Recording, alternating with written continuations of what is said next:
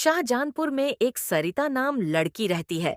कहने को तो सरिता बड़ी हो चुकी थी, मगर बड़ी होने के बाद भी वह गांव के बच्चों के साथ सारा दिन खेलती रहती। वहाँ के माता पिता उसे समझा समझा कर तंग आ चुके थे कि अब उसे बच्चों के साथ नहीं खेलना चाहिए। मगर सरिता अपने माता पिता की बात एक कान से सुनती और दूसरे कान से निकाल देती। एक दिन सरिता की माँ कमला सरिता से गुस्से से बोलती है। अरे सरिता, तू पूरे 20 साल की हो चुकी है।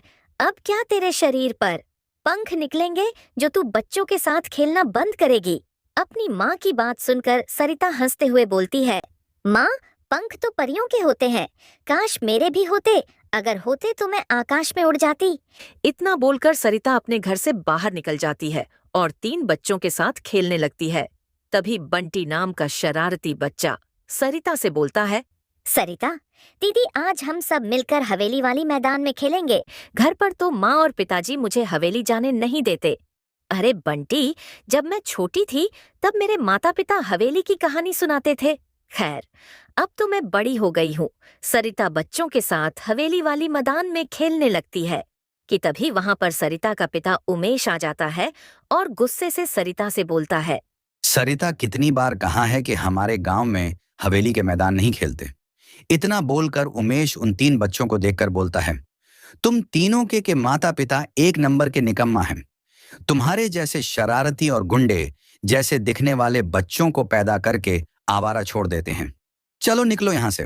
उमेश की बात सुनकर तीनों बच्चे वहां से भाग जाते हैं और सरिता मुंह लटकाकर अपने घर आ जाती है। अगली सुबह उमेश के घर पर कुछ लोग दरवाजा खटखटाने लगते हैं। उमेश जैसे ही दरवाजा खोलता है तो वो देखता है कि उसके सामने तीनों बच्चों के पिता खड़े हुए थे, जो गुस्से से उमेश को देख रहे थे। ओ, क्या हुआ? सुबह सुबह क्यों मेरे घर का दरवाजा पीट रहे हो? देखो उमेश, हमारे बच्चे सरिता के साथ जबरदस्ती नहीं खेलते। सरिता खुद हमारे बच्चों को अपने घर के पास बुलाती है और खेलती है। बबलू का पिता भी उमेश से गुस्से से बोलता है, बबलू बता रहा था कि तुम हम सबको निकम्मा बोल रहे थे और हमारे बच्चों को गुंडा बोल रहे थे। अरे तो क्या गलत बोल रहा था? अरे तुम तीनों ने अपने बच्चों की शक्ल देखी है। दूर से ही गुंडे नजर आते हैं। उनके नाम भी गुंडों वाले हैं।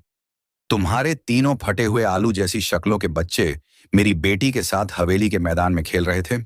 ये सुनकर बंटी और बबलू के चेहरे पर डर झलकने लगता है और वह चुपचाप वहां से चले जाते हैं। ये सब देखकर सरिता अपनी माँ से बोलती है। मेरी समझ में नहीं आता माँ कि आखिर हमारे गांव में बच्चों को हवेली के मैदान क्यों नहीं खेलने दिया जाता। इसके पीछे एक बहुत बड़ा रहस्य है। यह सुनकर सुधा बुरी तरह से चौंक जाती है। कैसा रहस्य? वर्षों पहले हमारे गांव में चुड़ैल का बड़ा ही आतंक था। वह अपने मुंह से आग के अंगारे निकालती थी और गांव के लोगों को उसमें जलाकर मार देती थी। बड़ी मुश्किल से साधु महाराज ने गांव के हवेली के अंदर उसे कैद किया और हवेली के बाहर एक अभिमंत्रित नींबू रख दिया। तांत्रिक व चुड़ैल कभी बाहर ना आ सके। तब से हमारे गांव में किसी को भी हवेली के मैदान में नहीं खेलने दिया जाता। इतना बोलकर सरिता की माँ चुप हो जाती है और सरिता गहरी सोच में डूब जाती है। सरिता सारा दिन चुड़ैल के बारे में सोचती रहती है। अगले दिन सरिता के मन में एक विचार आता है और सरिता अपने आप से बोलती है, क्यों ना चुड़ैल से मैं बात करके देखूं कि वह गांव में आकर लोगों से कहे कि वह अपने बच्चों को हवेली के मैदान में खेलने दे। यह विचार आते ही सरिता चुपचाप हवेली की ओर चली जाती है। हवेली में सरिता को एक खंडहर नजर आता है। सरिता खंडहर के अंदर प्रवेश करने वाली होती है कि तभी उसकी नजर खंडहर के मुख्य द्वार के नीचे रखे हुए एक नींबू पर पड़ती है। सरिता उस नींबू को देखकर कहती है, हमें लगता है ये वही नींबू है जिसके बारे में माँ ने बताया था। सरिता उस नींबू को पैर से हटा देती है और अंदर चली जाती है। अंदर जाते ही डरावनी डरावनी आवाज आने लगती है और अचानक से एक चुड़ैल सरिता के सामने आ जाती है। मगर सरिता उस चुड़ैल को देखकर बिल्कुल नहीं डरती। यह देखकर चुड़ैल बुरी तरह से हैरान हो जाती है और सरिता से बोलती है, एक चुड़ैल को देखकर तो लोगों के डर के मारे पसीने छूट जाते हैं, लेकिन तुम मुझे देखकर क्यों नहीं डर रही? सरिता सारी घटना बताते हुए चुड़ैल से बोलती है, चुड़ैल जी, एक बार आप गांव में आकर बोल दीजिए ना कि अब से हर बच्चा हवेली के मैदान में खेल सकता है। यह सुनकर चुड़ैल बुरी तरह से चौंक जाती है और सरिता से कहती है, मेरी बच्ची, चल कुछ देर वहां बैठकर बातें करते हैं। तू बड़ी जरूर हो गई है, लेकिन तेरा मन बच्चों जैसा ही है। चुड़ैल सरिता को खंडहर के अंदर ले जाती है। खंडहर के अंदर एक बहुत बड़ा हवेली था। अचानक सरिता बेहोश हो जाती है और चुड़ैल हंसते हुए बोलती है, बरसों बाद आजाद हुई हूं, अब मैं गांव वालों से अपना बदला जरूर लूंगी। इतना बोलकर चुड़ैल सीधे गांव चली जाती है। चुड़ैल को देखकर सभी गांव वाले बुरी तरह से डर जाते हैं। मुखिया कांपते हुए अपनी पत्नी चंदा से कहता है, अरे चंदा, ये तो हवेली वाली चुड़ैल लग रही है। लग नहीं रही, बल्कि वही चुड़ैल है। आखिर ये आजाद कैसे हो गई? अगले ही पर चुड़ैल के मुंह से बड़े बड़े आग के अंगारे निकलने लगते हैं और देखते ही देखते सभी गांव वाले उस आग में कैद हो जाते हैं।